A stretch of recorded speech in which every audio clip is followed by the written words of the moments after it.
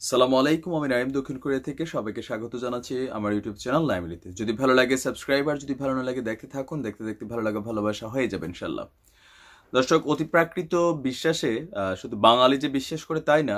আজকে আমি আপনাদেরকে আহ, বর্তমান বিশ্বের সবচেয়ে ক্ষমতাধর যে দেশ আমেরিকার যিনি প্রেসিডেন্ট আছেন ডোনাল্ড ট্রাম্প, তার ছেলে এরিক ট্রাম্প, অনেকে হয়তো তাকে দেখেছেন, অনেকে দেখেননি।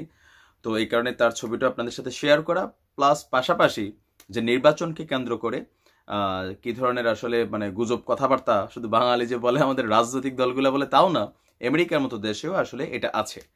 তো ডোনাল্ড ট্রাম্প আপনারা জানেন যে রিপাবলিকান পার্টির পক্ষ থেকে তিনি আপনার প্রেসিডেন্ট নির্বাচিত হয়েছেন। ইভেন এই বছর নভেম্বরের ফার্স্ট উইকে, মেবি 3রা নভেম্বর, আমেরিকাতে আবারও পরবর্তী নির্বাচন সংগঠিত হবে।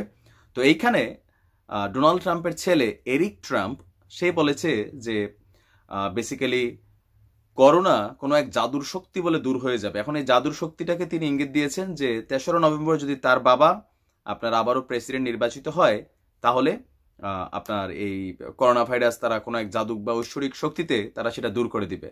এখন আপনার আমেরিকান যে গণমাধ্যম আছে ফক্স নিউজকে দেওয়া এক সাক্ষাৎকারে তিনি বলেছেন যে ডেমোক্রেটিক পার্টির যিনি প্রেসিডেন্ট পদপ্রার্থী আছেন জো বাইডেন, তিনি আসলে চাচ্ছেন যে করোনা দিয়ে, বর্তমানে আপনারা জানেন যে আমেরিকাতে প্রায় 90,000-এর বেশি মানুষ মারা গিয়েছে করোনা আক্রান্ত হয়ে। তো তার যেই এরিক ট্রাম্পের যে ধারণা যে জো বাইডেন এবং তার দল ডেমোক্রেটিক পার্টি, তাদের কারণেই আসলে আমেরিকাতে করোনাকে থামানো যাচ্ছে না। আর তারা কোথাও না কোথাও পরোক্ষভাবে এই করোনা ভাইরাস সংক্রমণে বা বিস্তারে তারা সমালোচনা করছেন, ইভেন এটাকে সাপোর্ট করছেন বা এটা তারাই স্প্রিড করছেন।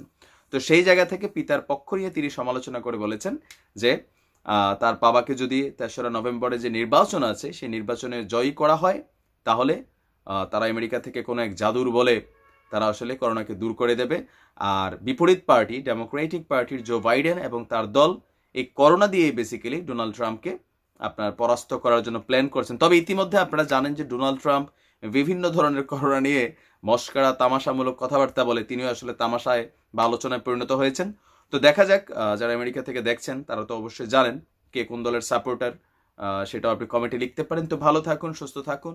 আজ এই পর্যন্তই। আসসালামু আলাইকুম রহমতুল্লাহ।